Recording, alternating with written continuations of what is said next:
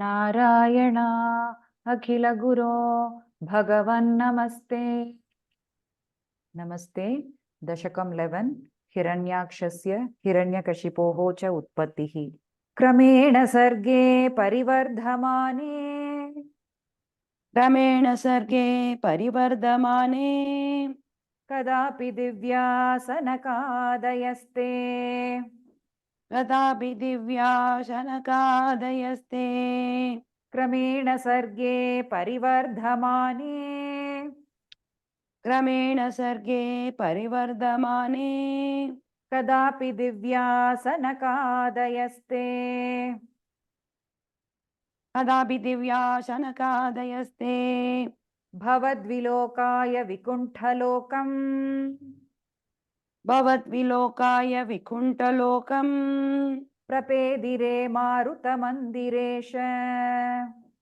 प्रपेदिरे मारुतमन्दिरेश भवद्विलोकाय विकुण्ठलोकम् भवद्विलोकाय विकुण्ठलोकम् प्रपेदिरे मारुतमन्दिरेश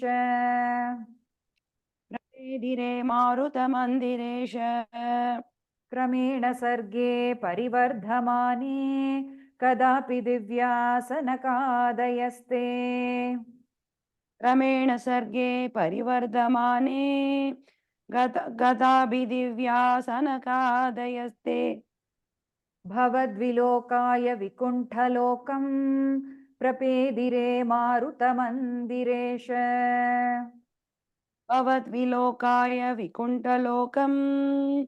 प्रपेदिरे मारुतमन्दिरेश क्रमेण सर्गे परिवर्धमाने कदापि दिव्यासनकादयस्ते भवद्विलोकाय विकुण्ठलोकम् प्रपेदिरे मारुतमन्दिरेश मनोज्ञनैः श्रेयसकाननाद्यैः मनोज्ञनैः श्रेयसकाननाद्यै अनेकवापी मणिमन्दिरैश्च अनेकवापि मणिमन्दिरैश्च मनोज्ञनैः श्रेयसकाननाद्यैः मनोज्ञनैः श्रेयसकाननाद्यैः अनेकवापी मणिमन्दिरैश्च अनेकवापि मणिमन्दिरैश्च अनोपमं तं भवतो निकेतम् अनोपमं तं भवतो निकेतम् मुनीश्वराः प्रापुरतीतकक्ष्याः मुनीश्वराः प्रापुद दीदकक्ष्याः अनोपमं तं भवतो निकेतम् अनोपमं तं भवतो निकेतम् मुनीश्वराः प्रापुरतीतकक्ष्याः मुनीश्वराः प्रापुददीदकक्ष्याः मनोज्ञनैः श्रेयसकाननाद्यैः अनेकवापी मणिमन्दिरैश्च श्रेयसकाननाद्यै अनेकवापि मणिमन्दिरैश्च अनोपमं तं भवतो निकेतम् मुनीश्वराः प्रापुरतीतकक्ष्याः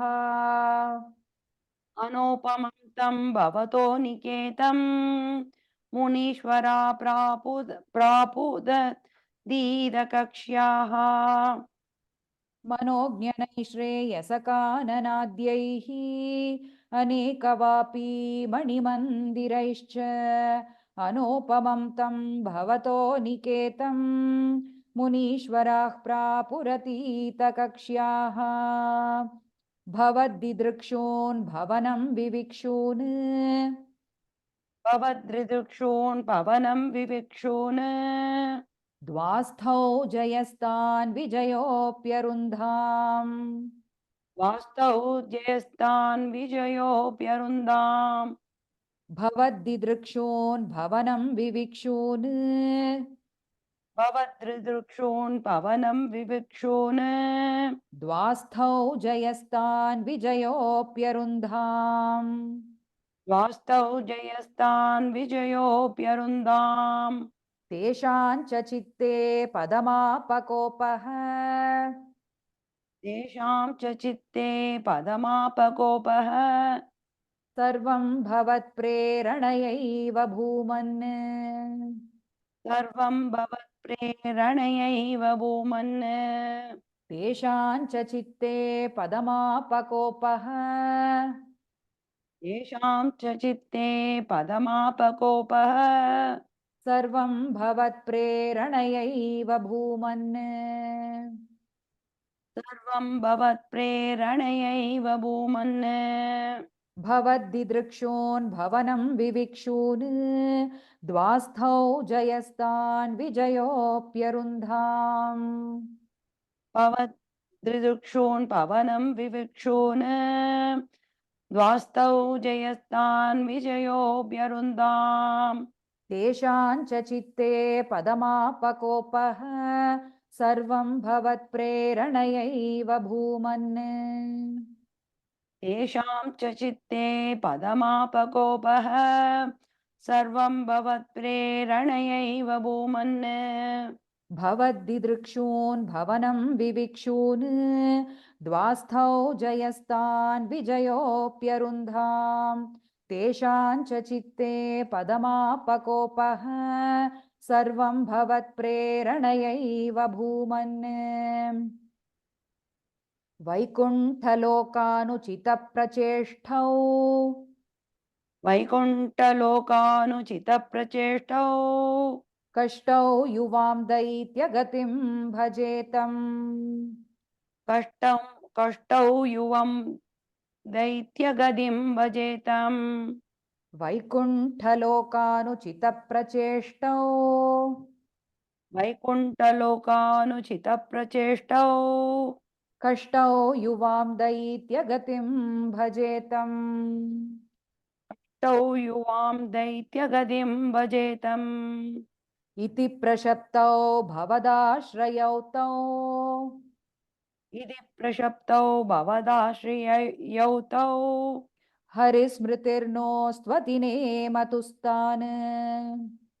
हरिस्मृतिर्नोस्वति नेमदुस्तान् इति प्रशप्तौ भवदाश्रयौ तौ इति प्रशप्तौ भवदाश्रययौ तौ हरिस्मृतिर्नोस्त्वति नेमतुस्तान् हरिस्मृतिर्नोस्वति नेमदुस्तान् वैकुण्ठलोकानुचितप्रचेष्टौ कष्टौ युवां दैत्यगतिं भजेतम् वैकुण्ठलोकानुचितप्रचेष्टौ कष्टौ युवां दैत्यगतिं भजेतम् इति प्रशप्तौ भवदाश्रयौ तौ हरिस्मृतिर्नोस्त्वति नेमतुस्तान् इति प्रशप्तौ भवदाश्रयौ तौ हरिस्मृतिर्नोस्वति नेमदुस्तान् वैकुण्ठलोकानुचितप्रचेष्टौ कष्टौ युवां दैत्यगतिं भजेतम् इति प्रशप्तौ भवदाश्रयौ तौ हरिस्मृतिर्नोस्त्वति नेमतुस्तान् तदेतदाज्ञाय भवानवाप्तः तदेतदाज्ञाय भवानवाप्तः सहैव लक्ष्म्या बहिरम्बुजाक्ष सहैव लक्ष्म्या बहिरम्बुजाक्ष तदेतदाज्ञाय भवानवाप्तः तदेतदाज्ञाय भवानवाप्तः सहैव लक्ष्म्या बहिरम्बुजाक्ष सहैव लक्ष्म्या बहिरम्बुजाक्ष खगेश्वरां सार्पितचारुबाहुः खगेश्वरां सार्भितचारुबाहुः आनन्दयं स्थानभिराममूर्त्या आनन्दयं स्थानभिराममूर्त्या खगेश्वरां सार्पितचारुबाहुः खगेश्वरां सार्भितचारुबाहुः आनन्दयं स्थानभिराममूर्त्या आनन्दयं स्थानभिराममूर्त्या तदेतदाज्ञाय भवानवाप्तः सहैव लक्ष्म्या बहिरम्बुजाक्ष तदेतदाज्ञाय भवानवाप्तः सहैव लक्ष्म्या बहिरम्बुजाक्ष खगेश्वरां सार्पितचारुबाहुः आनन्दयंस्तानभिराममूर्त्या खगेश्वरां चारुबाहुः आनन्दयं स्थानभिराममूर्त्या तदेतदाज्ञाय भवानवाप्तः सहैव लक्ष्म्या बहिरम्बुजाक्ष खगेश्वरां सार्पितचारुबाहुः आनन्दयंस्तानभिराममूर्त्या प्रसाद्य गीर्भे स्तुवतो मुनीन्द्रान् प्रसाद्य गिर्भिर्स्तुवतो मुनीन्द्रान् अनन्यनाथावथ पार्षदौ तौ अनन्यनाथावत पार्षतौ तौ प्रसाद्य गीर्भे स्तुवतो मुनीन्द्रान् प्रसाद्य गिर्भिर्स्तुवतो मुनीन्द्रान् अनन्यनाथावथ पार्षदौ तौ अनन्यनाथावत पार्षतौ तौ सम्रम्भयोगेन भवैस्त्रिभिर्माम् सम्भ्रमयोगेन भवस्त्रिभिर्माम् उपेतमित्यातकृपं न्यगादीः उपेदमित्यादकृपं न्यगादीः सम्रम्भयोगेन भवैस्त्रिभिर्माम् सम्भ्रमयोगेन भवैस्त्रिभिर्माम् उपेतमित्यातकृपं न्यगादीः उपेदमित्यादकृपं न्यगादीः प्रसाद्य गीर्भिस्तुवतो मुनीन्द्रान् अनन्यनाथावथ पार्षदौ तौ प्रसाद्य गिर्भिर्स्तुवतो मुनीन्द्रान् अनन्यनादावद पार्षतौ तौ सम्रम्भयोगेन भवैस्त्रिभिर्माम् उपेतमित्यातकृपं न्यगादीः सम्भ्रमयोगेन भवस्त्रिभिर्माम् उपेदमित्यादकृपं न्यगादीः प्रसाद्य गीर्भिस्तुवतो मुनीन्द्रान् अनन्यनाथावथ पार्षदौ तौ सम्रम्भयोगेन भवैस्त्रिभिर्माम् उपेतमित्यातकृपं न्यगादीः त्वदीयभृत्यावथ कश्यपातौ त्वदीयभृत्या वद काश्यपातौ सुरारिवीरा उदितौ दितौ द्वौ सुरारिवीरा उदितौ त्वौ त्वदीयभृत्यावथ कश्यपातौ त्वदीयभृत्या वद कश्यपातौ सुरारिवीरा उदितौ दितौ द्वौ सुरारिवीरा उदितौ त्वौ सन्ध्यासमुत्पादनकष्टचेष्टौ सन्ध्यासमुत्पादनकष्टचेष्टौ यमौ च लोकस्य यमाविवान्यौ यमौ च लोकस्य यमाविवान्यौ सन्ध्यासमुत्पादनकष्टचेष्टौ सन्ध्यासमुत्पादनकष्टचेष्टौ यमौ च लोकस्य यमाविवान्यौ यमौ च लोकस्य यमाविवान्यौ त्वदीयभृत्यावथ कश्यपातौ सुरारिवीरा उदितौ दितौ द्वौ त्वदीयभृत्या वद कश्यपातौ सुरारिवीरा उदितौ त्वौ सन्ध्यासमुत्पादनकष्टचेष्टौ यमौ च लोकस्य यमाविवान्यौ सन्ध्यासमुत्पादनकष्टचेष्टौ यमौ च लोकस्य यमाविवान्यौ त्वदीयभृत्यावथ कश्यपातौ सुरारिवीरा उदितौ दितौ द्वौ सन्ध्यासमुत्पादनकष्टचेष्टौ यमौ च लोकस्य यमाविवान्यौ हिरण्यपूर्वः कशिपुः किलैकः हिरण्यपूर्वः कशिपुः किलैकः परो हिरण्याक्ष इति प्रतीतः परो हिरण्याक्ष इति प्रतीतः हिरण्यपूर्वः कशिपुः किलैकः हिरण्यपूर्वः कशिपुः किलैकः परो हिरण्याक्ष इति प्रतीतः परो हिरण्याक्ष इति प्रतीतः उभौ भवन्नाथमशेषलोकम् उभौ भवन्नाथमशेषलोकम् वृषान्यरुन्धां निजवासनान्धौ वृषान्यरुन्दां निजवासनान्त उभौ भवन्नाथमशेषलोकम् उभौ भवन्नाथमशेषलोकम् वृषान्यरुन्धां निजवासनान्धौ वृषान्यरुन्दां निजवासनान्तौ हिरण्यपूर्वः कशिपुः किलैकः परो हिरण्याक्ष इति प्रतीतः हिरण्यपूर्वः कशिपुः किलैकः परो हिरण्याक्ष इति प्रतीतः उभौ भवन्नाथमशेषलोकम् वृषान्यरुन्धां निजवासनान्धौ उभौ भवन्नाथमशेषलोकम् वृषान्यरुन्दां निजवासनान्तौ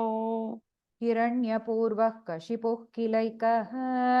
परो हिरण्याक्ष इति प्रतीतः उभौ भवन्नाथमशेषलोकम्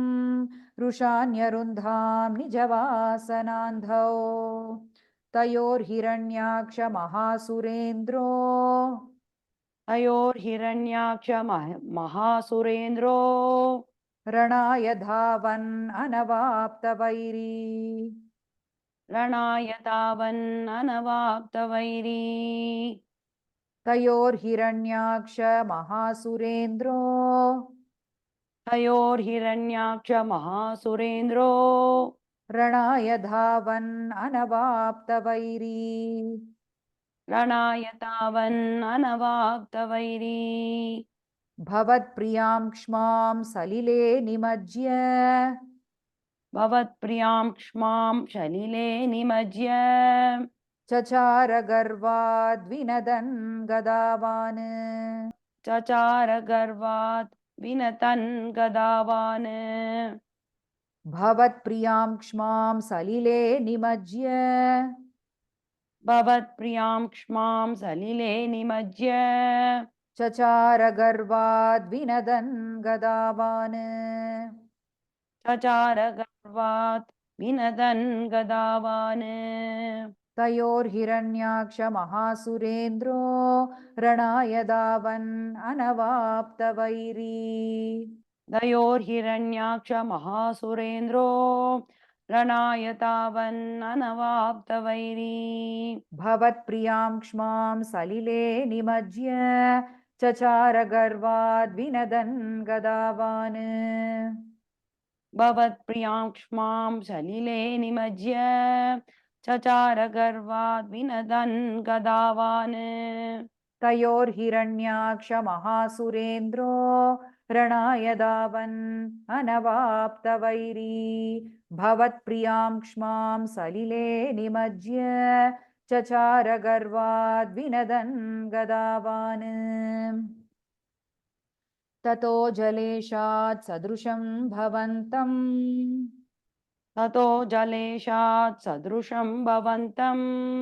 निशम्य बभ्रामगवेशयंस्त्वाम् निशम्य बभ्रामकवेक्षयंस्त्वाम् ततो जलेशात् सदृशं भवन्तम् ततो जलेशात् सदृशं भवन्तम् निशम्य बभ्रामगवेशयंस्त्वाम् निशम्य बभ्रामकवेक्षयंस्त्वाम् भक्तैकदृश्यः सकृपानिधे त्वम् भक्तैकदृश्यस्य सकृपानिधे त्वम् निरुन्धिरोगान् मरुदालयेश निरुन्दिरोगान् मरुदालयेश भक्तैकदृश्यः स कृपानिधे त्वम् भक्तैकदृश्यस्य कृपानिधे त्वम् निरुन्धिरोगान् मरुदालयेश निरुन्दिरोगान् मरुदालयेश ततो जलेशात् सदृशं भवन्तं निशम्य बभ्रामगवेशयंस्त्वाम् तदो जलेशात् सदृशं भवन्तं निशम्य पब्रामकवेक्षयं भक्तैकदृश्यः स कृपानिधे त्वं निरुन्धिरोगान् मरुदालयेश भक्तैकदृश्यस्य कृपानिधे त्वं निरुन्दिरोगान् मरुतालयेश ततो जलेशात् सदृशं भवन्तं निशम्य बभ्रामगवेशयंस्त्वां भक्तैकदृश्यः स कृपानिधे त्वं निरुन्धिरोगान् मरुदालयेश सर्वत्र गोविन्दनामसङ्कीर्तनं गोविन्द गोविन्द श्रीगुरुवायूरप्पा चरणं नारायण नारायण नारायण नारायण नारायण नारायण नारायण नारायण नारायण नारायण नारायण नारायण नारायण नारायण नारायण नारायण